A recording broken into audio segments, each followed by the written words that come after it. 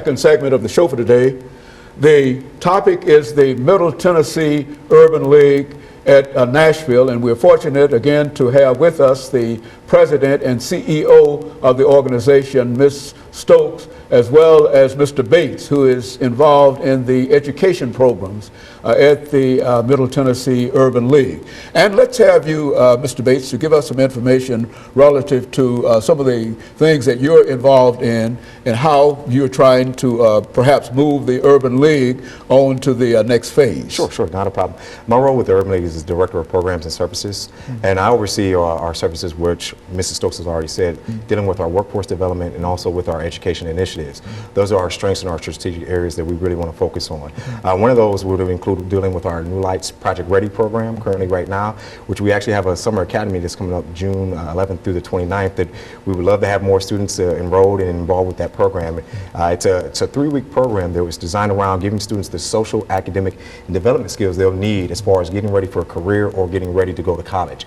And we want to focus on them having a plan of action geared towards one of those two areas, career or college readiness in that area. It's a unique opportunity that we'll do this summer academy, but we also have it throughout the whole school year because we really want to get the students to also look at their academic aspects.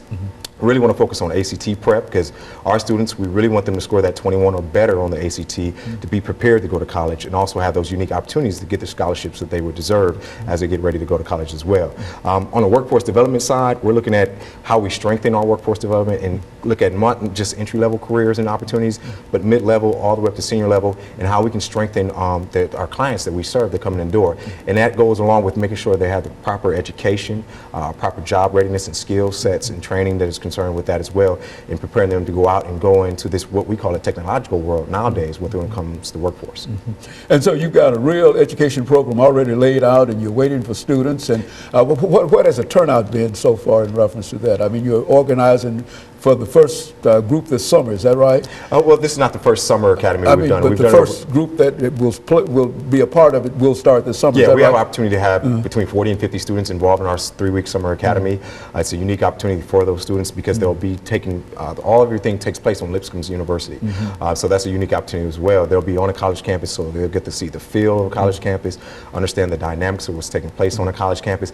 And then also in the program, we have some cultural enrichment ideas. So we expose them to what's going on in their community, take them on field trips that they normally maybe not get that opportunity to attend to as well. And so it's really a unique program. Well, are you still accepting applications for We are still accepting applications. Why don't you make some statements in reference to that? Sure, I would tell everyone to call the Urban League at 615-254-0525 and call us or look us up on our website at www.ulnt.org and find out if they qualify and whatever. Yeah, it's called New Lights Project Ready, and it's the summer academy at Lipscomb University.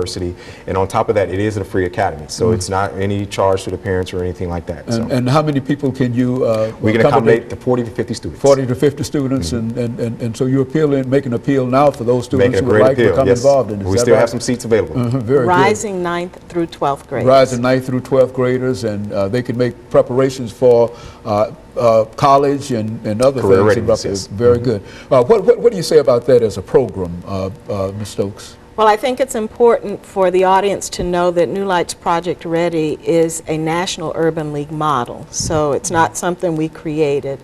It has been tested with demonstrated results across the country for students that who may be first-generation college goers, and preparing them for that experience and preparing their parents for that experience. The academic focus is language, arts, reading, and math, because we know that that's where our students have the greatest challenge as it relates to the testing component, the ACT and SAT assessments that they have to take for college entry. And we also do a number of things, as he mentioned, around cultural and personal development and exposing students to college campuses. This will be the 4th year that we have implemented this program. We have done it in partnership with not just Lipscomb. We have a relationship with TSU, specifically Dr. John Robinson, with Fisk, Isaac Thompson at Fisk, and we're building other relationships in those university settings. We have a relationship with Vanderbilt, particularly Peabody and Dr. Donna Ford. So we have sort of expanded our reach in terms of creating a pipeline, even for our local colleges and universities, where students have an opportunity to bond and be nurtured by the professionals in those institutions. And so those students who might be interested in any of those areas that you have that relationship ought to be concerned with becoming involved in that. Is there any way that there might be some kind of scholarship help in reference to any of these activities? Well, actually, the whole idea with working with local colleges is that it creates a pipeline. And as you know, being a professor at a college, if they have a relationship with the student that they see demonstrates great promise, then there's the likelihood that they will help them identify the resources that they need to go to those institutions. So this will be the first year. We have students that are rising 12th graders now. So this will be the first year that we actually, at the end of the next academic year, see students graduating out. And these students come from all over Middle Tennessee, is that where? All over the greater Nashville area, largely Davidson, Sumner, Rutherford County. Those are the main counties, and maybe 1 or 2 students from Wilson.